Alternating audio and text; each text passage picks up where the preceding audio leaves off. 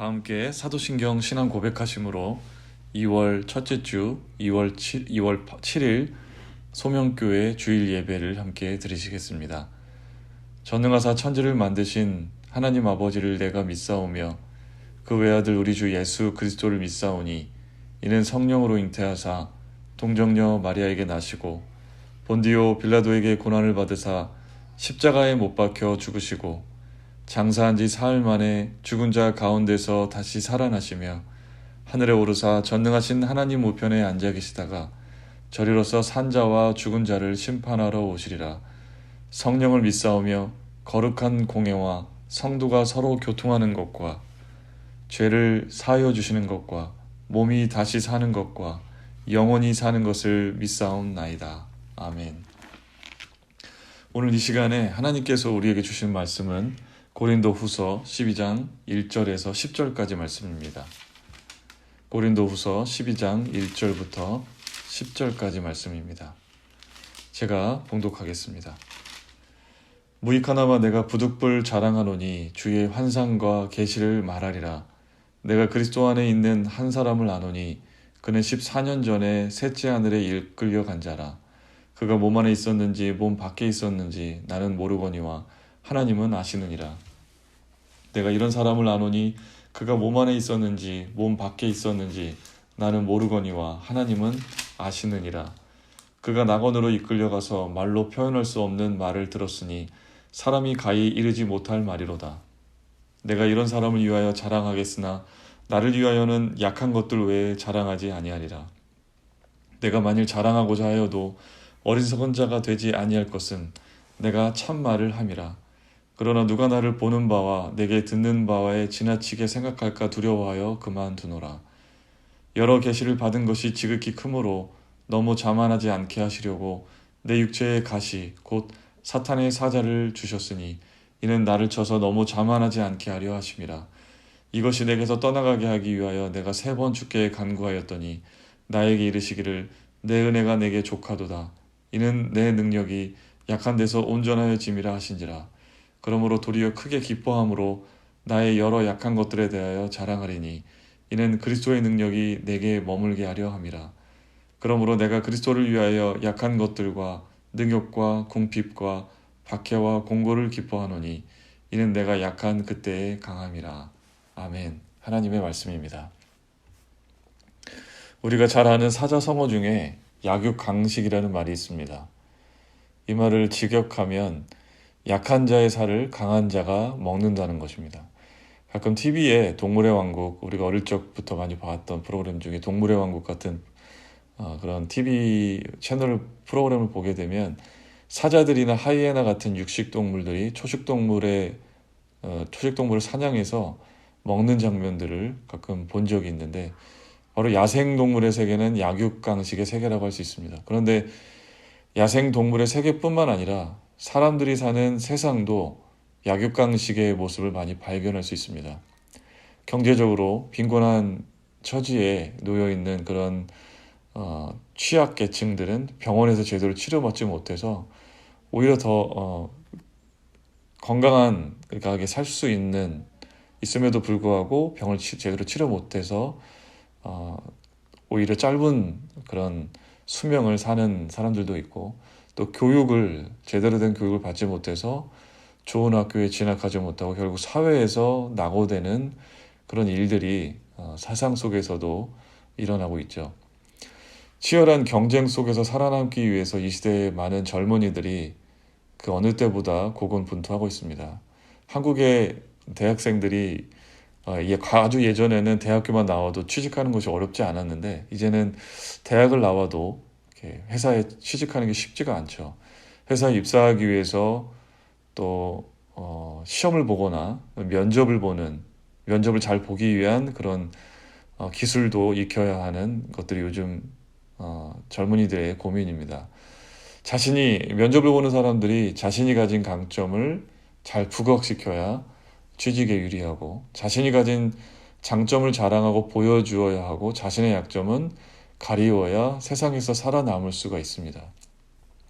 저는 제가 전도사 시절에 한 교회에서 그곳 담임 목사님께 그런 얘기도 들은 적이 있습니다. 성도들에게 어디 아픈 얘기하지 말라는 거죠. 목회자가 약한 것이 사람들에게 책잡힐 수 있다는 것이었습니다. 꼭 다른 사람들에게 잘 보이기 위해서뿐만 아니라 내가 가진 장점을 누군가에게 칭찬을 들었을 때 기분이 좋지, 약한 점을 지적받을 때는 그것이 비록 사실이지만 불쾌할 수가 있습니다. 근데 오늘 본문에서 보면 약육강식과 적자 생존에 세상의 논리와는 전혀 다른, 아니 반대되고 세상 사람들이 보기에 어리석어 보이는 그런 말씀을 발견하게 됩니다.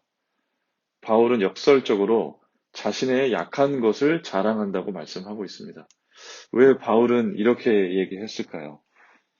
고린도후서의 내용을 보면 바울이 개척하여 세운 고린도 교회에 바울이 떠나서 없는 사이에 유대 그리스도인 출신의 복음 전도자들, 선교사들이 출연한 것으로 보입니다. 이들은 바울이 참된 사도가 아니라 종교적인 사기꾼이라고 비방했어요. 고린도 교회에 들어온 이들이 바울을 공격한 내용을 성경 본문을 통해서 유추해 볼 수가 있습니다. 바울을 비방한 내용들은 이런 것들이었습니다. 변덕스럽다, 오만하다, 말을 잘 못하고 어눌하다, 편지는 잘 쓰지만 스피치는 약하다, 육체적으로 질병이 있다, 은사가 없다, 정직하지 못하다, 또 행색이 어리석은 자 같다, 사도적 지위가 없다, 사기꾼이고 허풍쟁이다, 기독교 메시지의 능력을 뻔뻔하게 부정하는 사람이다. 이런 식으로 바울을 비방한 것 같습니다.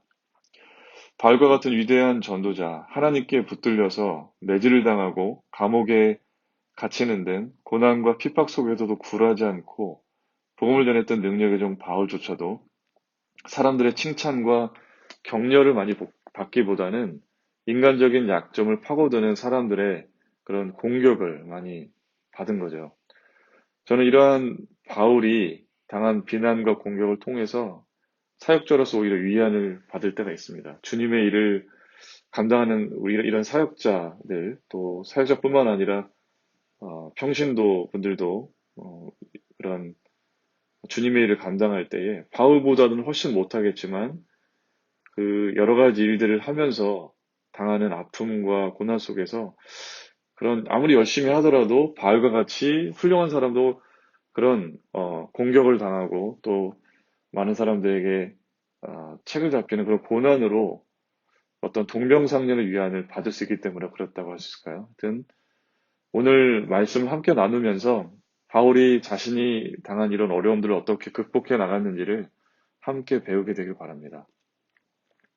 고린도 후서에서 바울은 자신의 사도직을 변증하는 내용을 많이 담고 있습니다. 특별히 복음의 본질이 훼손될 수 있는 여지가 있었는데 특별히 자신을 변호하면서 변호하는 동시에 분명한 복음의 메시지를 전달해 주려고 노력하고 있습니다. 오늘 본문을 통해서 바울이 고린도 교회에 침입한 유대 그리스도인 교사들의 비방의 내용을 추측해 볼 때 오늘 본문에서 나타난 것에서는 황홀경을 동반한 그런 어떤 계시 체험이 바울에게는 없었다라고 하면서 바울을 비방한 것으로 보입니다. 자신들은 어떤 영적인 신비한 체험을 가지고 복음을 전하지만 바울은 그렇지 못하다는 것이죠. 또 하나 바울에 대한 공격은 무엇이었냐면 바울이 육체의 가시, 육체의 연약함을 가지고 있는데 그 육체의 연약함은 사도로서 부적절한 조건이라는 것이죠. 아마도 하나님의 초자연적인 치유의 역사와 병고침의 은사들이 나타났던 초대교회에 바울이 자신의 병조차도 낫지 못하게 한다는 그런 비방이 있었던 것 같아요. 이러한 고린도 교회의 대적자들의 공격 앞에서 바울은 오늘 12장 1절에서 10절까지의 말씀으로 자신을 변호하는 동시에 복음의 능력이 진정한 하나님의 능력이 어디에서 나오는지를 명확하게 제시하고 있습니다. 바울은 그리스도 안에 있는 한 사람의 라는 표현을 쓰거든요. 오늘 본문 말씀에 보면 그리스도 안에 있는 12장 2절 말씀에 내가 그리스도 안에 있는 한 사람을 아노니 이렇게 표현했습니다. 3인칭 주어를 사용해서 그러니까 이 원래는 바울이 자신의 이야기인데 자신이 자랑하려는 의도가 아님을 명확히 하려고 그래서 이렇게 3인칭 주어를 썼다고 학자들은 말하고 있습니다. 이 14년 전에 셋째 하늘에 이끌려갔다고 기록을 하고 있습니다. 셋째 하늘, 당시 유대인들은 하늘을, 지금 우리는 하늘을 그냥 하늘이라고 얘기하지만, 당시 유대인들은 몇 개의 하늘들로 구성이 되어 있었다고 생각을 했습니다.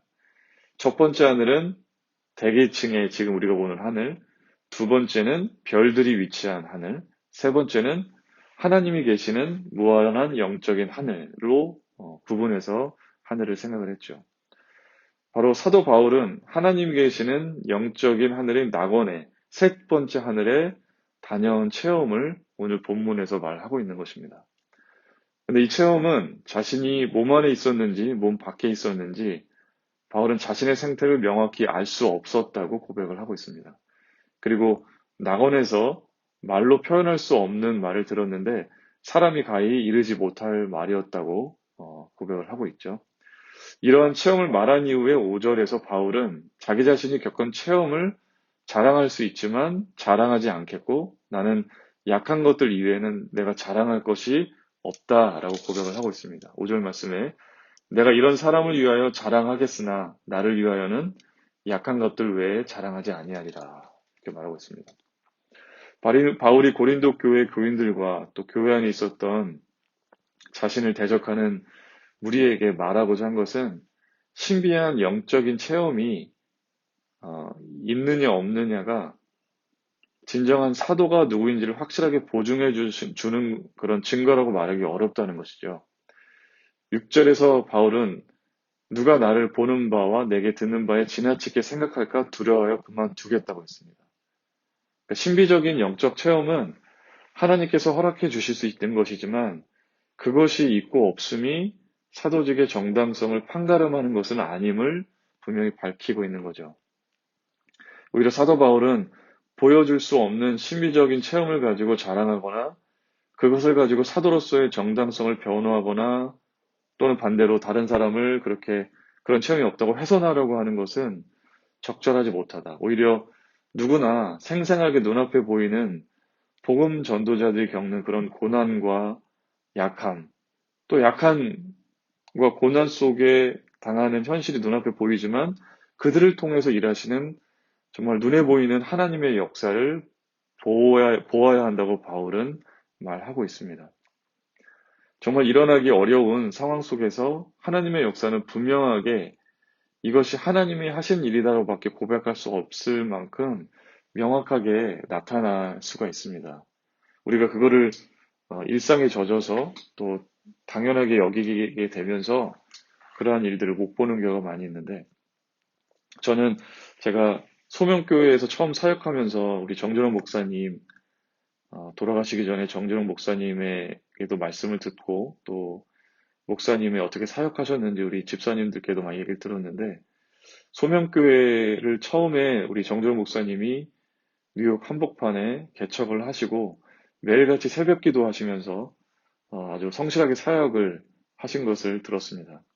처음에 그 뉴욕 그 대도시 한복판에 교회를 개척하시고 교회가 청년을 중심으로 많이 부흥되었다고 들었습니다. 사진으로 제가 나중에 보니까 성가대도 이렇게 아주 많은 청년들이 서 있고 찬양단도 조직이 되어서 찬양단 활동도 하고 또 많은 그런 선교 활동을 해외로도 많이 다녔다는 이야기를 들었습니다. 정진호 목사님께서 열심과 성실을 다하셔서 목회를 하셨을 뿐만 아니라 하나님께서 사람들을 모으시고 또 그 교회에 소명교회에 인재하시고 역사하셨기 때문에 그런 부흥의 역사가 있었던 줄로 믿습니다.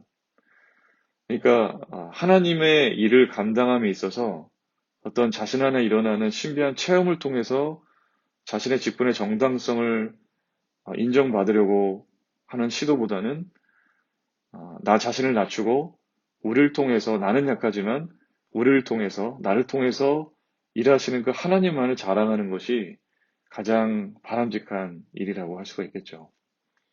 내가 가진 장점, 내가 남들보다 우세한 것을 자랑하기보다는 하나님이 연약한 나를 통해서 이루어내시는 일들, 예수님이 나를 통해서 어떤 일을 해 나가실까를 기대하면서 또 나를 통해 일하시는 그것을 자랑하는 것이 가장 우리가 자랑할 수 있는, 자랑하기에 합당한 그런 자랑거리라고 또 바울은 우리들에게 가르쳐주고 있습니다.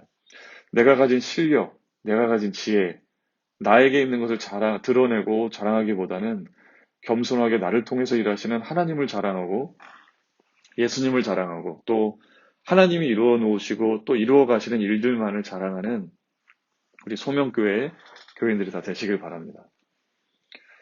하나님께로부터 엄청난 환상과 계시를 받는다는 것은 실제로 굉장한 일이었지만 바울에게 정말 중요한 것은 자신의 성취가 아니라 자신을 통해서 이루시는 하나님의 사역과 바울 자신이 전하는 예수 그리스도의 복음이었습니다.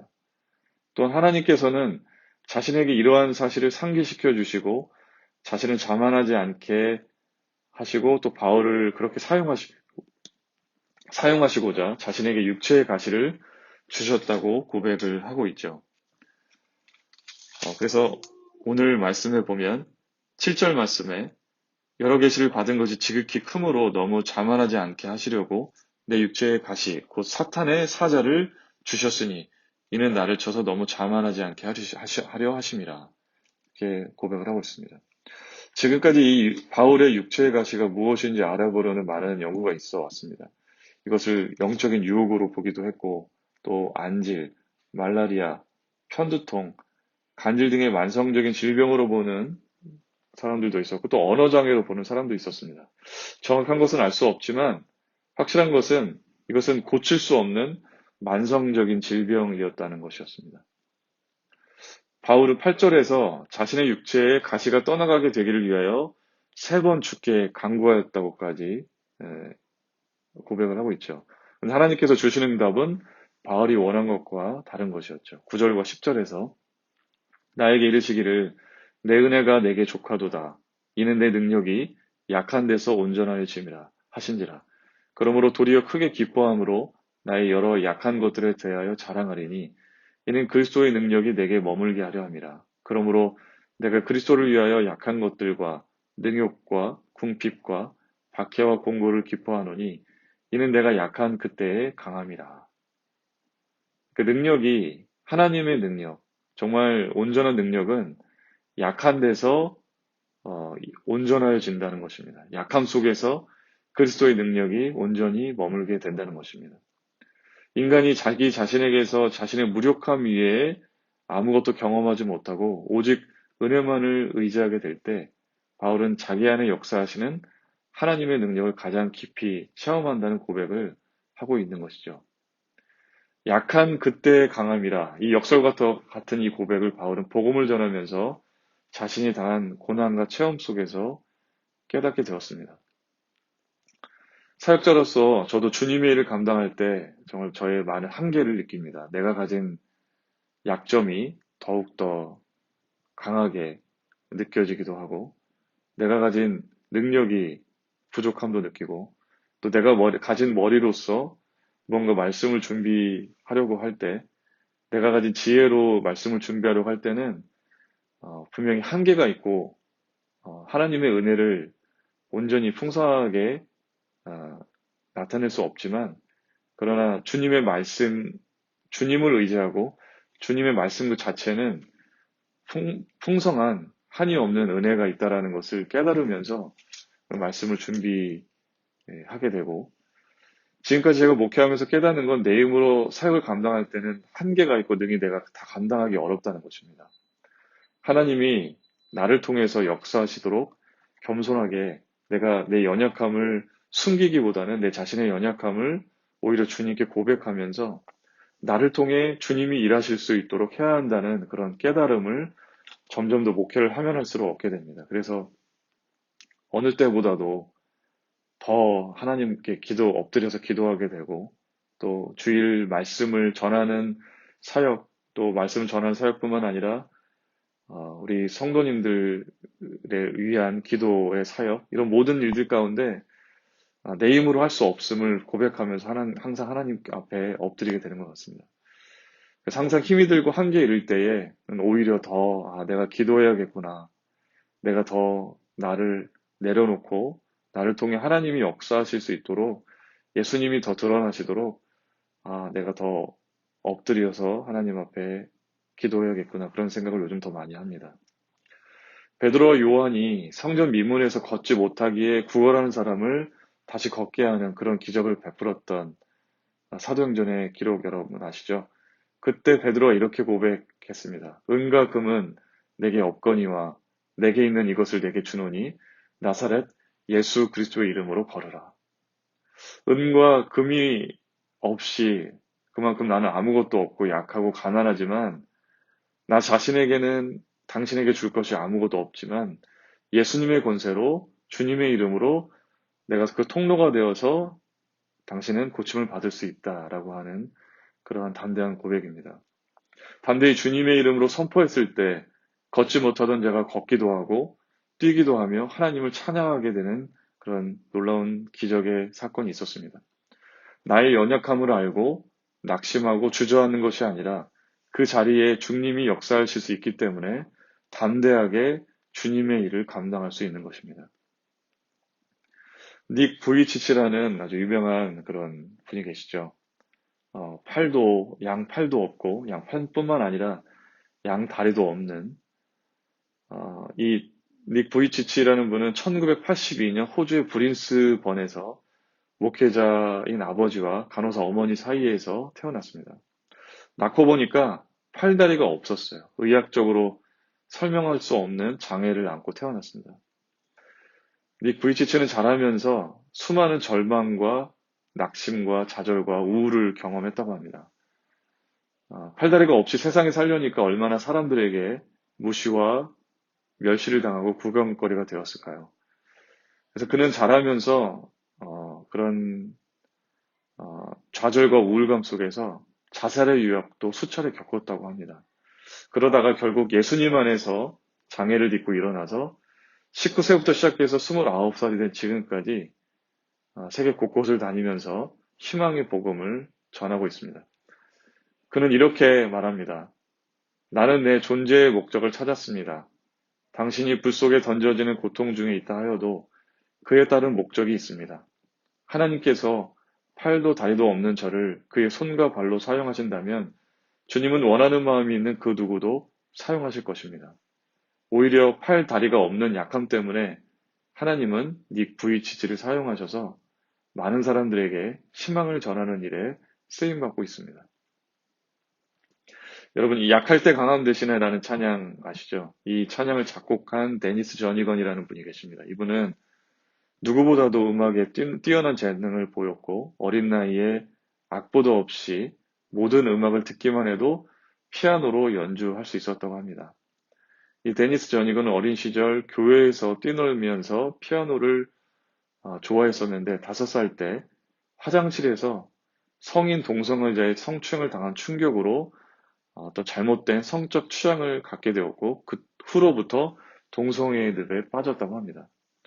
학창 시절에 교회를 열심히 다녔지만 자신의 동성애를 감추고 살면서 끊임없는 그런 내적인 갈등을 겪었다고 합니다.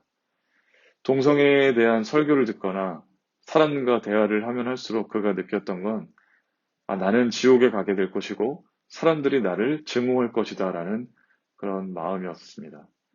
자살까지도 생각할 만큼 큰 고난 속에 살다가 어느 기독교 집회에서 어떤 기독교 가수의 예언과 같은 말씀을 듣고 회심하게 됩니다.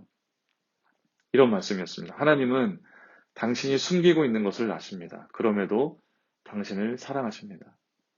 전에는 자신이 동성애라는 그런 마음속에 도사리는 이런 죄가 너무나도 커서 예수님이 십자가에 짊어지고 가시기에는 너무나도 악한 것이라고 생각했는데 하나님은 나를 너무 사랑하셔서 결코 나를 그런 상태로 내버려 두지 않으시고 변화시킬 수 있는 분이라는 것을 깨닫고 하나님 앞에 깊은 거듭남의 체험을 하게 됩니다. 그리고 나중에 멜린다라는 여성을 만나서 9명의 자녀를 두고 있다고 하죠.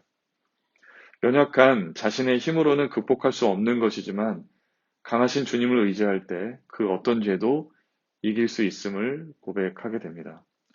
진정한 변화와 회복은 사람으로는 불가능하지만 하나님으로는 가능한 놀라운 승리의 역사임을 우리들에게 깨닫게 해줍니다. 데니스 저니건은 이러한 믿음을 약할 때 강함 대신에라는 찬양으로 고백하면서 아직까지도 약할 때 오히려 강할 수 있다라는 그런 메시지로 많은 사람들에게 은혜를 던져주고 있습니다. 여러분, 우리들에게는 분명히 약한 모습들이 있습니다. 그것이 건강에 관련된 것일 수도 있고, 또 내가 볼 때 인성과 성품에 관련된 것일 수도 있습니다. 적절치 못한 그런 내 성향의 문제일 수도 있고, 인간관계의 어려움일 수도 있습니다.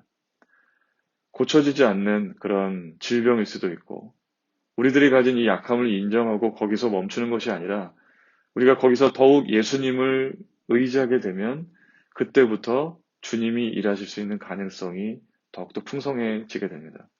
내가 가진 약함을 인정하게 되시길 바랍니다. 내가 가진 한계를 인정하고 자랑하게 되기를 바랍니다. 그리고 거기에 그치는 것이 아니라 내가 낮아진 그 자리에 주님이 계셔서 주님이 나의 삶을 통치하시고 이끌어 가심으로 정말 나를 통해 하나님의 능력이 우리의 삶 속에 가득하게 나타나게 되기를 주님의 이름으로 축원합니다. 함께 기도하시겠습니다. 사랑의 주님, 정말 오늘 바울의 고백을 통해서 우리가 다시금 약할 때 강함 되시는 주님을 의지하고 살아가게 하시니 감사드립니다. 우리가 정말 주님 뜻대로 살아가려고 노력할 때에 너무나도 힘에 많이 부치고 나의 한계를 경험하고 나의 정말 보잘것없는 그런 연약함을 직면하게 됩니다.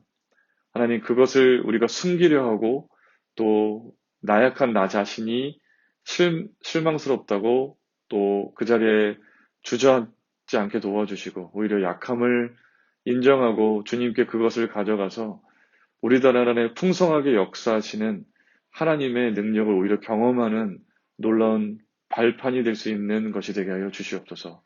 하나님, 우리 건강의 문제로 또 고민하는 우리 많은 성도들이 있습니다. 우리 김은혜 사모님, 우리 영입관의 강건함을 허락하여 주시고 우리 정승영 장로님, 또 우리 심장에 그런 그 질병을 겪으셨는데 아프지 않도록 주님께서 우리 두 분에게 함께 하시고 우리 정효숙 사모님 한국에서 무리한 일정으로 많이 힘드신 가운데 계실 텐데 굳건하게 다시금 주님 주시는 힘으로 육체적인 그런 쇠약함을 잘 이겨내시고 주님 주시는 힘으로 이겨나가실 수 있도록 하나님께서 크게 역사하여 주시옵소서. 하나님, 우리 성도들을 한 주간 또 잘 지켜주시길 원합니다.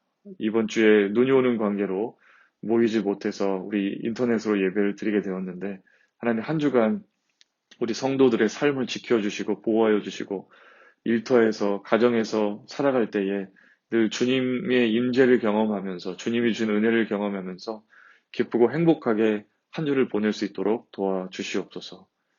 이제는 하나님 아버지의 극진하신 사랑하심과 예수 그리스도의 구속하신 은혜와 성령님의 감동 감화 이루하심이 오늘 약할 때 강함 되시는 주님을 의지하며 주님만을 자랑하며 오히려 약한 것을 자랑할 수 있는 그런 삶을 살아가기로 결단하는 우리 소명교회 모든 성도들 삶 위에 이들의 인생 위에 영원히 함께 하시기를 간절히 축원하옵나이다. 아멘. 여러분 한 주간도 주 안에서 승리하시고 잘 은혜 가운데 계시다가 다음 주에 예배당에서 직접 뵙겠습니다. 감사합니다.